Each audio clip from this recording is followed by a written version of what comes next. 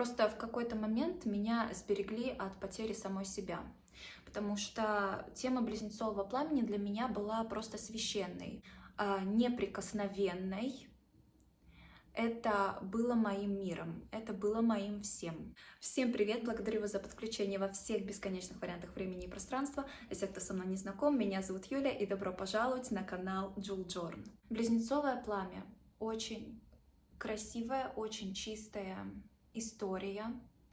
И мой очень важный духовный толчок произошел именно благодаря этой теме. Я даже уже записывала видео про типы взаимоотношений: кармические партнеры, родственные души, близнецовые пламена. Эта тема, она меня зажгла. Зажегся мой огонь как раз в тот период, когда, вообще мне ничего не хотелось. Просто если вы смотрели видео про мой путь, про мою историю, то вы уже понимаете, о чем я говорю. Если вкратце, то близнецовые пламена — это такая история, такая тема, что существуют две души, вернее, как одна душа в двух телах, что у некоторых людей есть некий близнец, энергетический близнец, то есть они вроде как противоположности, а с другой стороны они одинаковые.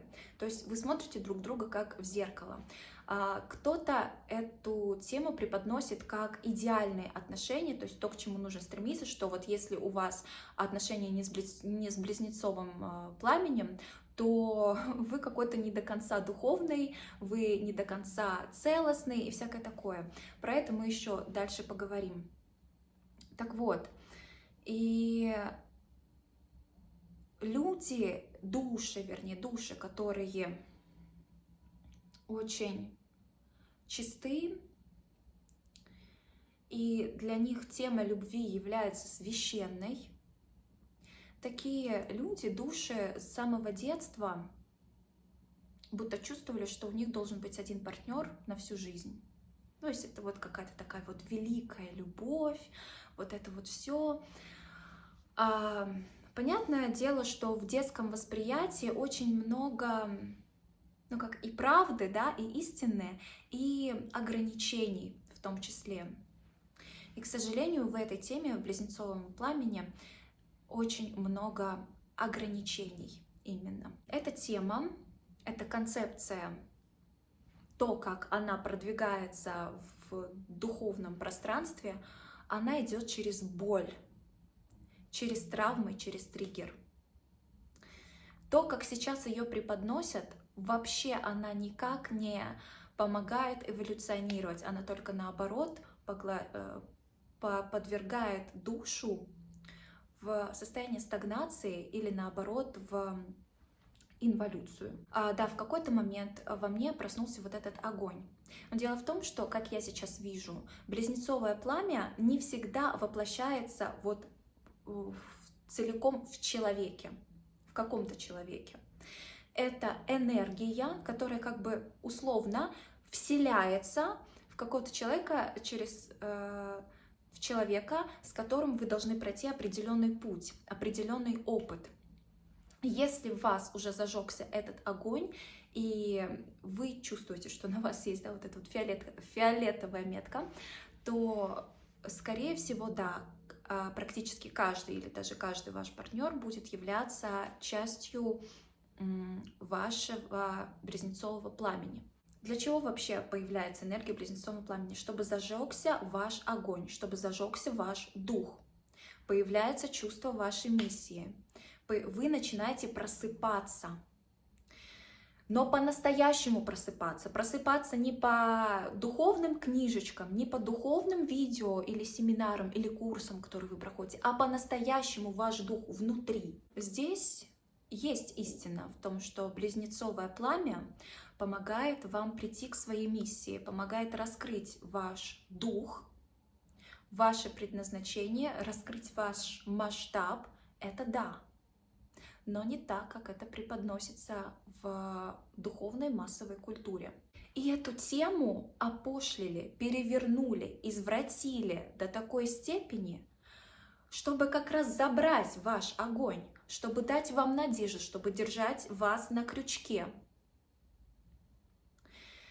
И высасывать в лучшем случае вашу энергию. Так нет, энергии мало. Высасывают время, забирают ваше время. И отодвигают вашу реализацию, вашу миссию. И у вас-то есть уже зацикленность, у вас есть зацикленность о том, что я должна встретить свое близнецовое пламя, я же такая духовная, боже мой. И каждый раз, когда в вашу жизнь приходит какой-то мужчина, я сейчас буду говорить от лица девушки, если вы мужчина, можете просто переворачивать. И каждый раз, когда вы находитесь вот в том состоянии, когда вы ждете, да, когда снизойдет к вам вот это ваше близнецовое пламя, когда же вы его встретите, и вы каждого мужчину, кто появляется в вашем поле, начинаете над ним трястись и думать: о, Господи, это он самый. И знаете, что самое главное? Вот как работают вот эти вот крючки на этой теме, что вам как бы начинают знаки из пространства показываться, что да-да-да, он тот самый, да-да-да, наконец-то, молодец. Типа, ты на правильном пути, давай, еще. И парадокс в том, что да, этот человек может иметь отношение к вашему близнецовому пламени, но это не целиком человек. В нем может быть определенный энергетический отпечаток вашего близнеца для того, чтобы вас чему-то научить. Это в лучшем случае, если вообще кто-то появляется в вашем поле. Вот когда вы погружены в эту идею близнецового пламени, вы же вообще от всех отгораживаетесь. От всех мужчин, которые к вам как-то подходят, вы такие: нет, это не ты. Я ищу того самого, а это не ты, нет. А это может быть хороший мужчина, это может быть хороший парень, в которого в потенциале может вселиться, да, энергия вашего близнецового пламени и дать вам рост. Но вы такие: нет. У меня вот только вот один, я вот вся такая вот. Это в лучшем случае, что если вы находитесь вот в этой коробочке близнецового пламени, в этой концепции, и какие-то мужчины еще умудряются в ваше поле прийти, потому что вы просто ставите вот так вот крест на вашем развитии и на то, чтобы кто-то помогал вам расти. В частности, расти как женщина, или как мужчина, если как бы наоборот, да, смотреть. Ой, ведь в большинстве случаев это действительно, когда вы закрываетесь от всего мира и вы ждете вот того самого, который вот просто вот волшебным образом придет, вас спасет, вас найдет. И ожидание, надежда здесь самый злейший враг. Ожидание и надежда вас убивают. И сколько вы ждете? В лучшем случае, если вы только в начале своего пути, и вам как бы немного лет, и у вас есть время подождать. Но лучше этого не делать. Вы ждете, вы надеетесь, и это убивает. Это очень больно, потому что вы позволили самих себя посадить в какую-то коробочку, вы позволили себя ограничить, позволили ограничить свой рост как женщины, ограничить свой рост как души, как духа, но вы продолжаете ждать. Я же такая правильная, я же такая хорошая, я вот жду его единственного, и он придет, он меня похвалит, что я его ждала. Господи, не смешите меня, пожалуйста. Мне, чтобы выйти из этого состояния, мне еще повезло. Я смогла от этого. Мне очень много раз говорили о том, что типа: Юля, очнись. Нет, я никого не слушала. Никого. Это, о боже. Я как вспомню это состояние, это ужасно. Это такая боль осознания, как будто с тобой что-то не так, как будто ты какая-то не такая, как девушка, какая-то не такая, как личность, как дух, что-то с тобой не то, почему, типа, ничего не происходит? Почему никто не приходит? Почему? Я же такая правильная, я духовная, я развиваюсь. Где? Мне сейчас, знаете, мне стоит определенной смелости говорить такие вещи, записывать такие видео, но для меня нет ничего ценнее, как бы делиться своим опытом и помогать, потому что я знаю, что это видео, возможно, кого-то пробудит, и какой-то девушке или какому-то парню не придется проходить через то, через что прошла я. Мне хватило осознанности, да, в какой-то момент выйти из этого, потому что это тюрьма. Это тюрьма. Как еще тема близнецового пламени разрушает? У меня есть очень хорошая одна знакомая. У нее был муж, они были женаты, и она так сильно держалась за него, она считала, что он ее близнец. А я смотрела, думаю, где она его увидела вообще? То есть нам хочется, чтобы определенный человек был нашим близнецом пламени, чтобы самоутвердиться за счет него. Да, у нас сложные отношения, да, там абьюз, да, там что-то еще, но мы близнецом пламени, мы сможем пройти через эти этапы. Так там и действительно есть какие-то этапы, что вот убегающий, догоняющий, какое-то там, какое-то расстояние, потом наконец-таки слияние, вы вместе восходите. В общем, вот если ваш партнер носит отпечаток близнецовской энергии, то есть вы носите его отпечаток, его близнецовской энергии, а он отпечаток вашей близнецовской энергии, то тогда это матч, тогда это окей, тогда это пламя, и тогда это восхождение духа, это развитие. Но не тогда, когда один старается там что-то внутреннего мужчину, внутреннюю женщину прокачать. Я думаю, господи, зачем так мучиться, постоянно искать в себе какие-то изъяны, постоянно считать, что вы какая-то недо, или что он какой-то недо. Это же просто, это чокнуться. Есть люди, которые хотят сохранить брак, союз из-за детей, а есть люди вот в этом духовном сообществе, которые хотят сохранить брак, потому что им кажется, что это близнецовое пламя, и что у них есть одна очень общая большая миссия, которая распространяется на всю планету, на все человечество. Я не буду сильно затягивать. В общем, как я вышла из этого состояния, как я вышла из состояния ждуна, вот этой вот убивающей надежды и ожидания. Я приняла любой исход. Все изменилось, когда этот крик души был настолько громкий, настолько сильный, что мне захотелось, знаете, вот я просила, чтобы кто-то, вот все, я не знаю, все экстрасенсы мира, да хотя бы один человек авторитетный для меня, сказал, что Юль, короче, расслабься, в этой жизни никого не будет. Ну, то есть я уже, знаете, про близнеца уже забила как бы на него. Я уже начала сомневаться в себе как в девушке, вот честно. Вот это настолько убивает, это опасно, это просто опасно для психики, для развития вообще вашего человеческого аватара, для вашей души, вот эта концепция, потому что вы считаете, что с вами что-то вечно не так.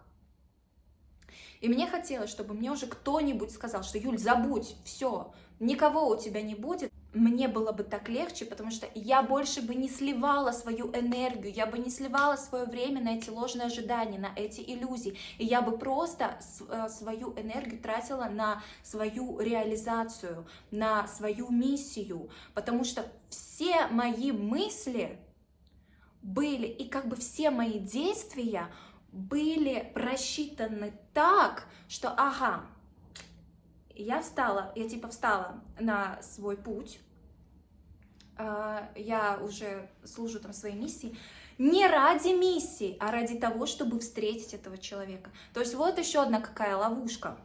То есть вы из-за своей неполноценности ищете какие-то лазейки, что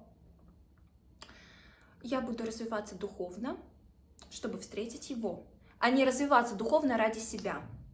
То есть вы вечно себя просто вот куда-то туда, на последнее место. И в тот момент жизни, времени, когда мне надоело ждать, вот это вот все, я просто честно для себя приняла любой исход. Абсолютно любой. У меня, кстати, в Телеграме есть очень важный подкаст на тему смерти. Ну, не физической, а именно смерти идентичности, как трансформация. И эта практика мне в том числе тоже очень помогла тогда саму себя спасти. Вам нужно сказать, что вы будете счастливы вообще в любом сценарии вашей жизни. Одна, не одна, с детьми, без детей, вот здесь или не здесь. Ну, то есть сдаться и отпустить. Все. Убрать контроль. И тогда начинают происходить чудеса. И только тогда вы встанете на свою наивысшую линию. Потому что вы никогда не находитесь на своей наивысшей линии, когда вы во что-то или в кого-то вцепились. Вот вцепились и все. Не пущу. Это энергия отчаяния. Это энергия неполноценности. Никогда не придет полноценный, изобильный партнер в вашу жизнь, когда вы в отчаянии и когда вы находитесь в дефиците. Никогда. И уж точно не тот партнер, который способен держать вашу близнецовскую энергию. По поводу моего близнеца, да, вернее, это не мой был близнец, это часть моего близнеца. Ох, ребята, девчата, я чувствовала, это вы ни с чем не спутаете, я чувствовала, как кровь по моим венам бежала. Я чувствовала, как у меня кожа горит, как будто у меня температура под 40 градусов и выше, хотя у меня физически не было температуры. Это ощущение, как будто тебя выворачивает, просто вот наизнанку тебя выворачивает. И ты просто вот какая-то ломка, постоянная ломка. Это даже физически может больно ощущаться. То есть ощущение, что вот энергия кундалини поднимается. Вот вообще все. Но вот я когда говорю, что чувствовала, что кровь по венам бежит, я не преувеличиваю. Это действительно так. Я это чувствовала. И, собственно, этот человек мне очень сильно помог в своем духовном развитии, в моем духовном развитии. И когда мне говорят вот женщины, девушки, которые считают, что они уверены в этом, они не хотят слушать никого, они уверены, что вот у них это близнецовое пламя, они встретили этого мужчину, но они не могут быть вместе, у них такая вот история душераздирающая. И они говорят, ну, ё-моё, ну вот мы же вместе, когда мы вместе, у нас чувство блаженства, чувство, как будто вселенная взрывается. Вот когда мы вместе, вот это вот все, это такой кайф. Я такая смотрю, думаю, ну, если вам нужен другой человек, чтобы чувствовать вот этот вот кайф, блаженство и как вселенная взрывается, то, я не знаю, но у меня большие вопросики к вашей полноценности. Потому что я могу включить это просто вот так, без никого, просто захотела — включила, захотела — выключила. Просто не надо гнаться за клишированными отношениями и пытаться самоутвердиться за счет этого клише, что вот у вас союз близнецового пламени. Ну не надо смешить, пожалуйста, никого, ну не надо. Это очень-очень редко, когда пишут что и говорят, что это редко, это очень редко, очень. Это ловушка, потому что мы развиваемся гораздо быстрее в отношениях. энергия близнецового пламени, как бы она ни выражалась, встречи с каким-то человеком, или вы просто увидели эту тему, и она вас зажгла, близнецовое пламя всегда приходит вас зажечь, включить, чтобы вы стали целостной личностью. Вот задача близнецового пламени. Целостная не в том плане, что вот вы и вот еще кто-то, и вот вы вместе такие поженились, пожали друг другу ручки, поцеловались, и все, божественный союз. Нет! Божественный союз прежде всего должен произойти внутри вас. Вы должны обрести свою целостность. Вы можете быть и дальше с этим человеком вместе, вот который вас зажег, и вы, которого зажгли. Но это не всегда, не всегда так проигрывается. Далеко не всегда. И я еще раз вам повторяю, поверьте, после активации вашего пламени у вас не будет случайных партнеров. Не будет. Не бывает такого. Потому что вы уже на своем пути. Потому что все, что после этого с вами происходит, и кто с вами происходит, это все является частичками вашей какой-то мужской части или женской части. Что-то, что должно соединиться внутри вас. Внутри. Вот еще одна некоторая ловушка, как некоторая, это очень даже большая ловушка, в которую попадаются в теме близнецового пламени. Это закрытие сердца. Вот все считают, что вот для того, чтобы встретить близнеца, нужно открыть сердце, анахату, вот это вот все. Но по факту у вас закрывается сердце. Когда вы зациклены на чем-то, у вас закрыто сердце. И вы думаете, что у вас столько много любви, вы столько можете дать. Вы ничего не можете дать. Но это правда. У вас закрыто сердце. Вы закрыты миру. И с этим в том числе столкнулась я. При всей моей открытости у меня было закрыто сердце. Не лишайте себя открытого сердца. Это благословение. Потому что вот когда вы в этой теме близнецового пламени, вы можете очень сильно... Вы можете это не признавать, но вы очень сильно обижены на Вселенную, очень сильно обижены на пространство, на Бога, что вам не дают женского счастья, мужского счастья. Вы просто, не знаете, вы из кожи вон лезете и не знаете, что вам еще надо сделать, чтобы вот привлечь вот этого божественного партнера.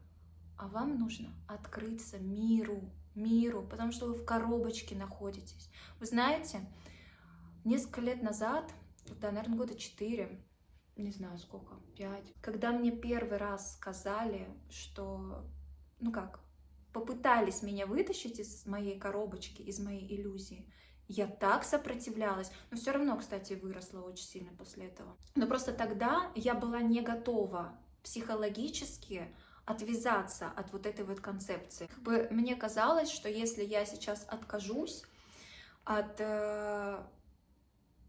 своего близнеца, я откажусь от себя, я откажусь от своего пути, я как будто откажусь, я как будто предам себя, я предам Бога, вот меня проверяют. Вот сейчас меня... И вы сейчас, в том числе, вот кто сейчас находится в ловушке этого близнецового пламени, концепции близнецового пламени, могут считать, что это видео, что я ваша проверочка, и что я вас пытаюсь сбить с вашего пути. Bullshit. Вы можете мне сразу не верить. Можете мне в принципе не верить, но побудьте с этой информацией. Потому что когда вы открыли свое сердце, вы впустили в свое сердце другого человека из мира, из большого мира. И вы открылись опыту, вы открылись своей трансформации, открылись своему росту. Но здесь уже точно нет никакого варианта идти обратно, как только то, что к вам все больше и больше будут приходить именно те мужчины, именно те отношения, которых вы достойны. Просто такой парадокс, когда вы открываете сердце, это портал, и как раз-таки в этот момент к вам приходит ваш божественный партнер, вот с отпечатком близнецовского огня, скажем так. Вот, еще раз скажу, что если у вас появляется вообще в вашей жизни эта тема близнецового пламени, вы чувствуете именно связь с ней, а не просто так где-то прочитали и так применили на себе какие-то пунктики, но при этом не почувствовали связь, мимо.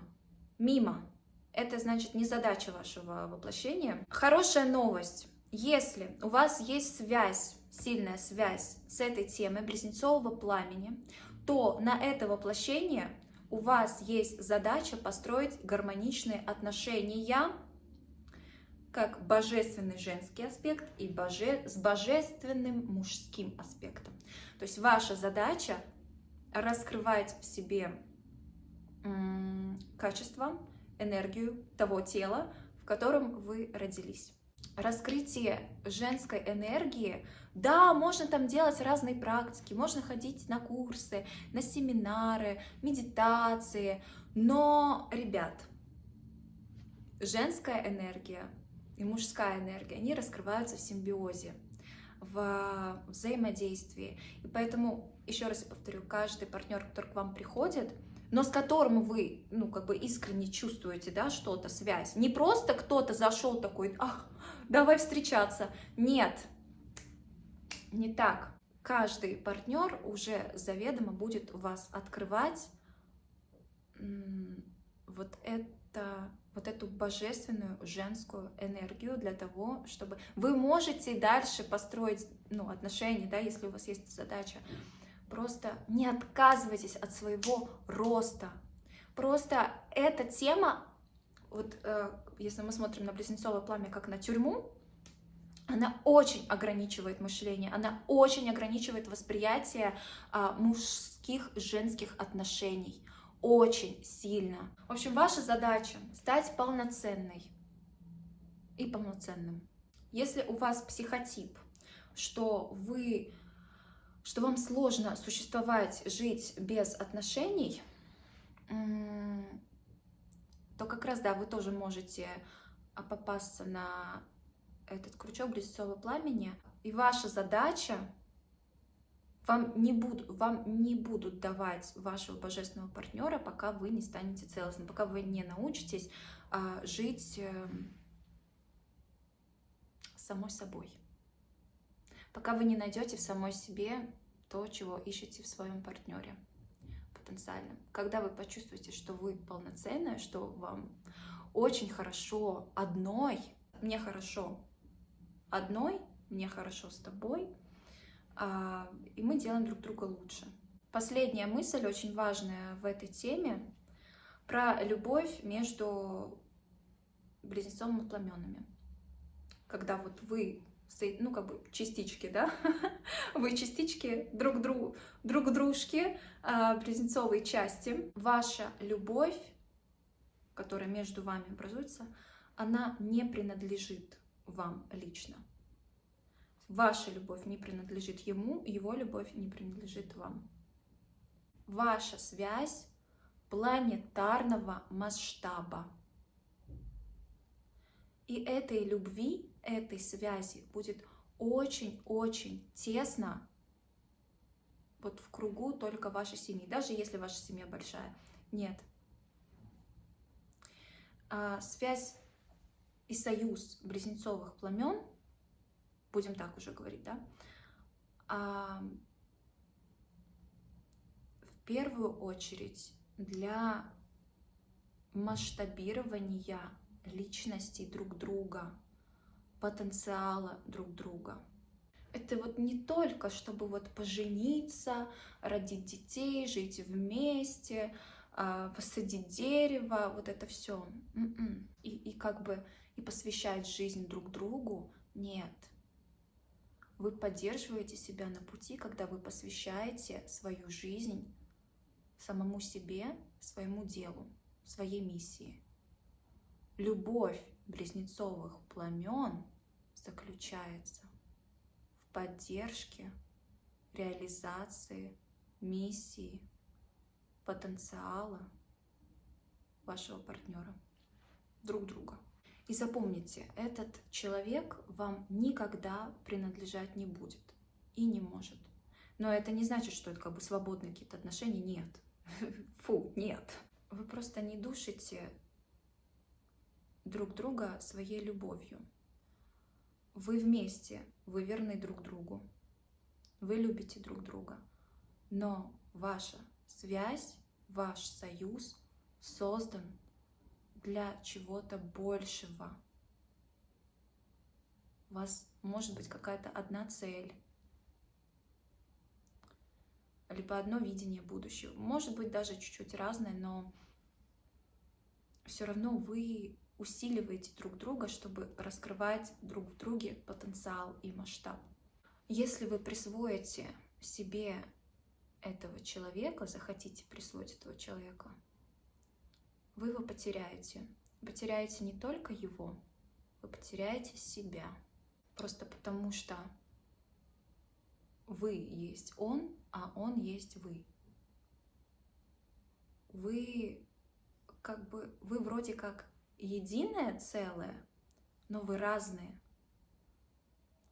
Здесь нет свободы, это не значит отпустите, и пусть он там вот ограниченный мозг может думать, что свобода — это вот свободное отношение. Доверие должно быть. Доверие. Без него никуда.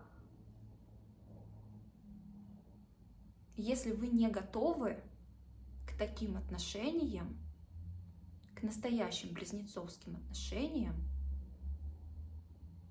ну тогда не надо тешить свое эго и пытаться самоутвердиться за счет этого клише, что вот у вас союз близнецового пламени.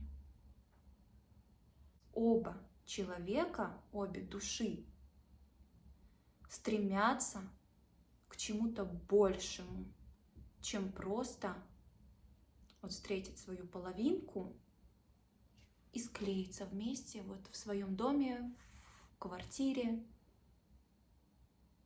Нет, это должно быть поддержка масштаба, масштабирование, это расширение, когда вы усиливаете друг друга, когда вы помогаете друг другу, поддерживаете друг друга. На этом у меня все. Я надеюсь, что это видео было вам полезно. Буду очень рада видеть вашу обратную связь в комментариях. Если вы не подписаны, то подписывайтесь, ставьте большой палец вверх, если это видео вам понравилось, и делитесь им с теми, кому тоже эта тема будет актуальна. Я вас очень люблю, благодарю, и увидимся в следующем видео.